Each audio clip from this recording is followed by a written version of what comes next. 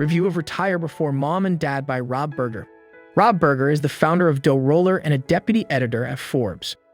He retired from his law job at age 49 after saving an amount equal to 25 times his annual expenses, the magic number for attaining financial independence. In the book, Retire Before Dad and Mom, Rob discusses the simple formula for early retirement. A brief look into Rob's personal finance experience. Before gaining transformation, Rob used to think about money the same way his associates in the law firm used to. Having been promoted, he would buy nice cars, designer watches, and join an expensive golf club. But Rob later realized that he wasn't comfortable with such a lifestyle. He was just trying to follow in the footsteps of his dad but didn't enjoy it. He also observed his law partners and realized they weren't also happy but just struggling to get things together. Rob thought he got one life to live and didn't want to continue with the status quo. He didn't see it as a risky venture. He needed a more challenging path. Rob said, "I thought, we've got one life to live and I just don't think I want to go down that route and make my entire life about big law." And yeah, it's funny. Looking back on it, it doesn't seem that risky to me, but I know it sounds crazy to make that decision. He spent 2 years as a partner in the law firm.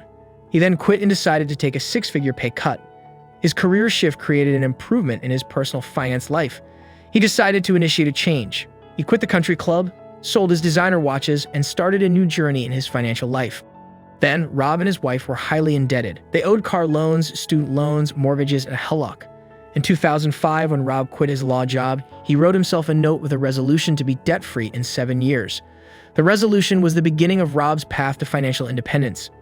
Having resolved to become debt-free, Rob paid off his car loan and rejected any loan offer even if it was zero interest-based. Later, he and his wife took advantage of 0% balance transfer options they could get. They started investing. Rob believed that not investing throughout the debt payoff process is bad advice. This whole process was a result of Rob's decision to transform his personal finance. Rob said, "I always keep my eye on what my ultimate goal is. My ultimate goal isn't to pay off all my debt. That may be part of it, but the ultimate goal is financial freedom." Rob then started investing for financial independence. Initially, he didn't know anything about it. So, he bought a big expensive fund from a bank and followed his coworker's suggestion that he should invest it in an actively managed fund. While the fund outperformed the market for 5 years, Rob thought it would soon underperform. Then, he decided to quit an investment that could not last for 50 years. Rob read all about asset allocation, which dramatically changed his investment approach. He has now had a good portfolio of 6 months, mixing index funds with other assets. These are the 6-fund portfolio: small cap values, large U.S. companies, international fund, emerging market fund, rates, bond fund. Rob also has 15% of his portfolio in individual stocks. Apart from Berkshire Hathaway, each of the companies is a blue-chip dividend-paying stock. Rob started Dough Roller to keep a record of his finances. Initially, the site was just a hobby. He would wake up as early as 5 a.m. to work on the site before going to work. Later, from a side hustle, Dough Roller became full-time. Rob became financially independent in 2016. However, he sold the site after using it for 11 years. This allowed him to focus on other tasks like the Dough Roller podcast and Forbes deputy editor. Rob retired at 49, having saved an amount equal to 25 times his annual expenses, which is the magic number for attaining financial independence. He kept his expenses very low. That is, he could save more of his income every year. He required just a small nest egg to leave work. Rob says that income has much less to do with attaining financial independence than we think. According to him, Level 7 is the ultimate financial freedom. It's here that you can completely retire from work if you so choose, or if you are like me, you can work on projects you love while still earning an income. The choice is yours. Rob insists that a big salary wasn't his reason for quitting his job earlier than the average person out there. The amount he needed to save depended on his annual expenses, which he kept very low.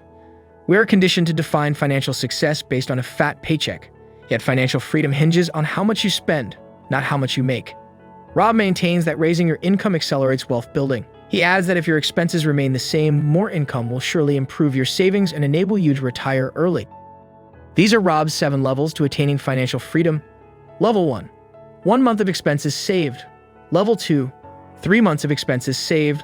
Level 3, 6 months of expenses saved. Level 4, 1 year of expenses saved. Level 5, 5 years of expenses saved. Level 6, 10 years of expenses saved. Level 7, 25 years of expenses saved. The final level is subject to the 4% guideline.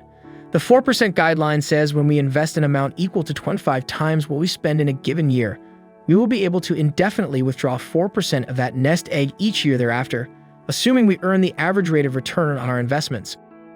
To attain financial freedom, you can either multiply your annual expenses by 25, example, $50,000 times 25 equals $1,250,000, or divide your annual expenses by 4%.